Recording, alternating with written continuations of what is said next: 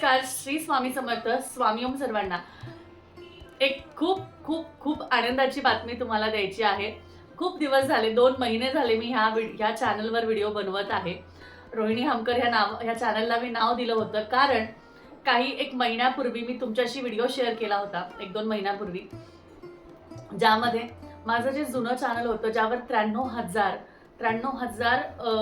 बायका किंवा आपली फॅमिली 93,000 पर्यंत गेली होती. आणि अचानक ते चॅनल गेल्यामुळे अगदी माझे डोळे भरून आले होते आणि तुमच्याबरोबर मी तो व्हिडिओ शेअर केला होता. पण मला आज एक बातमी द्यायची आहे. सगळ्यात महत्त्वाचं, हा जर व्हिडिओ तुम्ही बघत असाल आणि तुमच्या समोर हा व्हिडिओ आला असेल तर हा व्हिडिओ तुमच्यासाठी आहे हे लक्षात ठेवा. कारण ह्या व्हिडिओमध्ये खूप सुंदर माहिती मी देणार आहे. हा व्हिडिओ तुमच्यासाठी आहे, तुमच्यापर्यंत पोहोचलाय म्हणजे काहीतरी उद्देशाने तो पोहोचलेला आहे.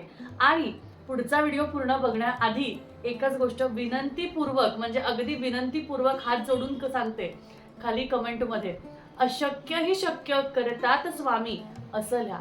अशक्य ही शक्य करतील नाही, अशक्य ही शक्य करतात स्वामी. कारण गोष्टच अशी झालेली आहे. तर सगळ्या ताईंना खूप खूप नमस्कार, धन्यवाद आणि सर्वांचे खूप खूप आभार. आणि सगळ्यात महत्त्वाचे, तुम्ही सगळ्यांनी जी भरारी दिली, तुम्ही सगळ्यांनी जे मला काय म्हणतात, छान शब्दांनी मला सांगितले की ताई काळजी करू नको, तुझं जे चॅनल आहे ते परत येणार आहे, स्वामी लवकरच योग्य वेळेत तुला तुझं उत्तर देतील. आणि स्वामींनी ते केलेलं आहे. जे मी सांगत होते की माझं चॅनल जे आपलं 93.8 हजारांचं, म्हणजे 93,000 जवळपास 1 लाख आपले सबस्क्रायबर्स किंवा आपली फॅमिली ही पूर्ण होणार होती आणि ते चॅनल अचानक यूट्यूबने बंद केल्यामुळे आपल्याला तिथे काम थांबावं लागलं आणि ह्या चॅनलवर यावं लागलं. मग ह्या चॅनलवर परत नवीन सुरुवात, अशा स्ट्रगलच्या प्रवासामुळे मला खूप गोष्टीतनं, खूप मानसिक गोष्टीतनं जावं लागलं. पण काही हरकत नाही, तुम्ही सगळे होते म्हणून मला त्याचं अजिबात दडपण आलं नाही, त्याचं कधी टेन्शन आलं नाही. कारण तुम्ही सगळ्यांनी मला जसा त्या चॅनलला सपोर्ट दिला तसाच तुम्ही इथे सुद्धा दिला आणि अजूनही देत आहात. त्यामुळे सगळ्यांचे खूप खूप मनपूर्वक आभार आणि धन्यवाद. आणि आता गोड बातमी अशी आहे की आपलं ते 93.8 हजाराचं किंवा जे काही 93,000चं चॅनल होतं ते स्वामींनी परत आणलं आहे आणि आपल्याला ते मिळालेलं आहे. धन्यवाद. श्री स्वामी समर्थ. सगळ्यांनी म्हणायचं आहे, अशक्य ही शक्य करतात स्वामी. कसं असतं, मी तुम्हाला सांगत असते, लॉ ऑफ अट्रॅक्शन, मॅनिफेस्टेशन किंवा आपल्या इच्छा दृढशक्ती या कधीही चालू वर्तमान काळात बोलायच्या असतात. कारण पास्टमध्ये किंवा असं होतं, असं होईल असं म्हणण्यापेक्षा आता होत आहे असं म्हटलं ना की ती गोष्ट रियालिटीमध्ये घडते, ओरिजिनॅलिटीमध्ये घडते. आणि सगळ्यात महत्त्वाचं, जसं मी सांगितलं की आपल्याला कसं होतं ना, कधी कुठलं संकट आलं की आपण खचून जातो, मन नाराज होतं, मानसिक त्रास तयार होतो, भरपूर गोष्टीतनं आपण एकमेकांना कोसायला लागतो. सगळ्यात आधी देवाला म्हणायला लागतो, काय रे देवा, तूच माझी अशी परीक्षा घेतो, सदैव तुला मीच दिसतो का, किंवा माझ्याकडेच असं का संकट देतो. आणि हे मी पण केलेलं आहे, असं नाही आहे की मी नाही केलं. कारण मानवी बिहेवियर आहे तो की ते गोष्ट होतेच. आणि मी पण बोलले की का हो स्वामी, माझ्याबरोबरच का असं, मी काय केलं. आणि खरंच तुम्ही माझा जर का तो व्हिडिओ बघितला तर तुमच्या लक्षात येईल की मी ज्या पद्धतीने रडायला लागले होते त्या व्हिडिओमध्ये, मला खरंच असं सुचत नव्हतं. पण माझ्या होप्स आत्ता थोडं संपत चालल्या होत्या की म्हटलं जाऊ दे, आता 2 महिने झाले, आता कुठे आपण इकडे आपलं काम चालू करू.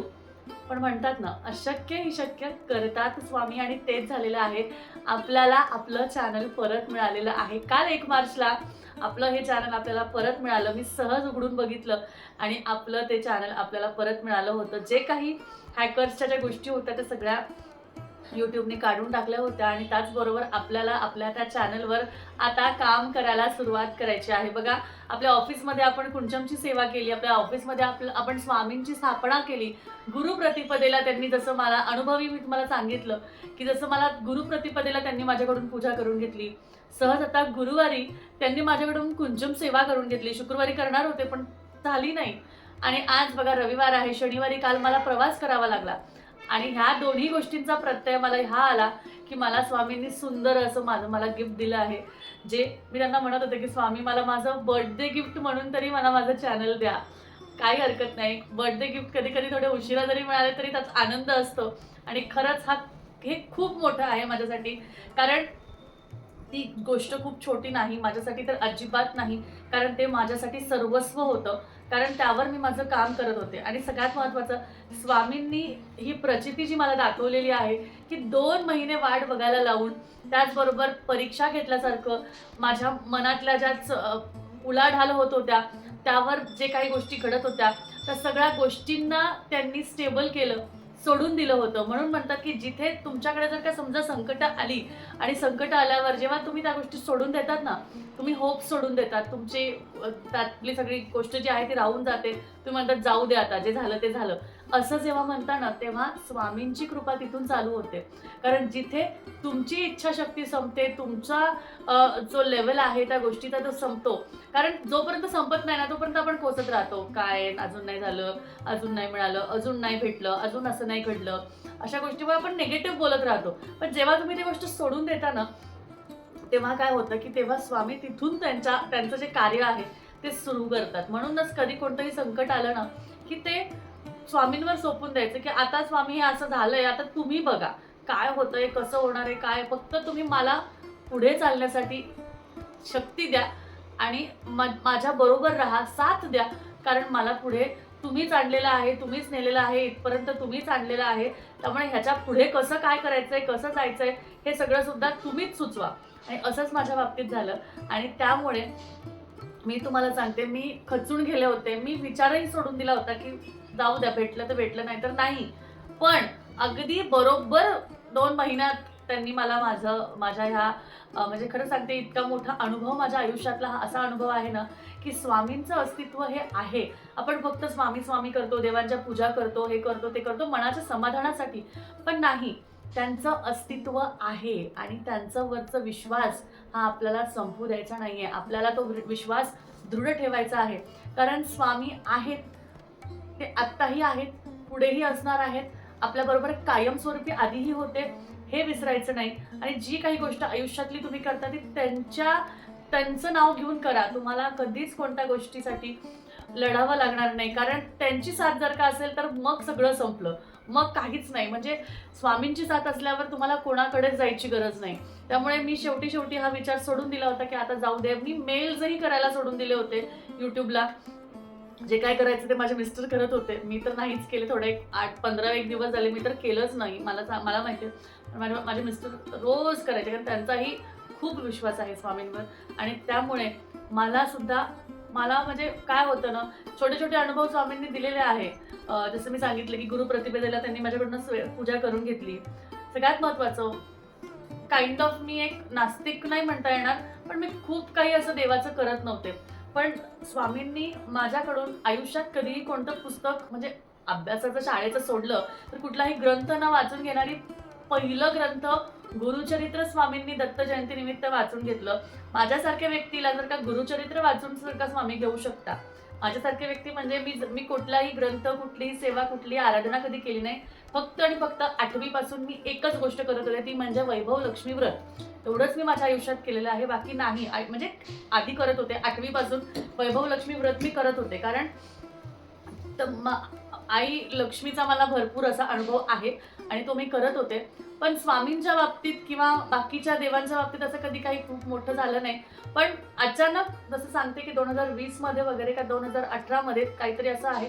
त्यामध्ये मला अचानक काय माहिती कशामुळे सुचलं, काय झालं आणि त्यानुसार मी जिथे गुरुचरित्र वाचायला लागले, जिथे मी कधी कुठला ग्रंथ वाचला नाही, सारामृत मला माहिती सुद्धा नव्हतं आणि त्यामुळे त्यानंतर जेव्हा ह्या सगळ्या गोष्टी सुरू झाल्या तेव्हापासून म्हणजे अगदी आयुष्य दत्त संप्रदायात जसं आपण आलो, स्वामींच्या भक्तीत जसं मी आले, त्यानंतर खरंच खूप सुंदर गोष्टी माझ्या आयुष्यात घडत गेल्या आणि त्या सगळ्या गोष्टी स्वामींमुळे झाल्या. आणि जर का एखाद्या व्यक्तीला काही नाहीपासून एका अशा लेवलला की अगदी तुम्ही पारायण करू शकता, तुम्ही तेवढा विश्वास ठेवू शकता, त्या सगळ्या लेवलवर आणू शकता, एवढ्या गोष्टीमध्ये का एखाद्या व्यक्तीला अगदी इथून स्वामी आणू शकतात, त्याच्या स्वभावात पूर्ण 360 डिग्री चेंज करू शकतात, तर ह्या गोष्टी खूप क्षुल्लक आहेत. त्यामुळे मी असं सांगेल की मोठा अनुभव हा माझा दुसरा आहे.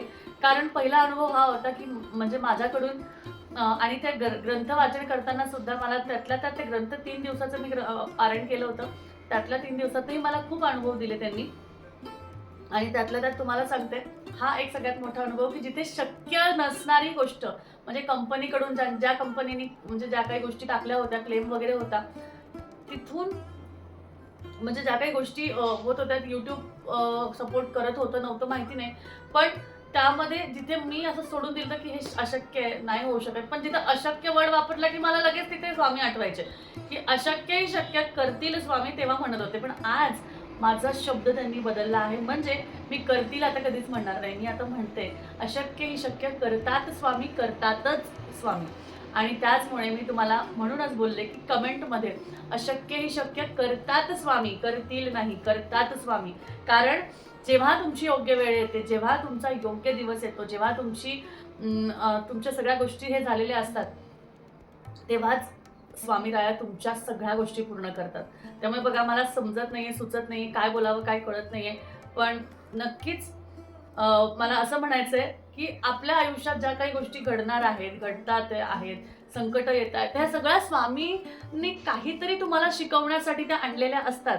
कारण तुमच्या आयुष्यात काहीतरी थोडासा बदल करायचा असतो आणि त्यामुळे त्या गोष्टी घडवण्यात येतात आणि पुढे परत आपल्याला बाहेर काढण्यासाठी सुद्धा तेच बसलेले आहेत.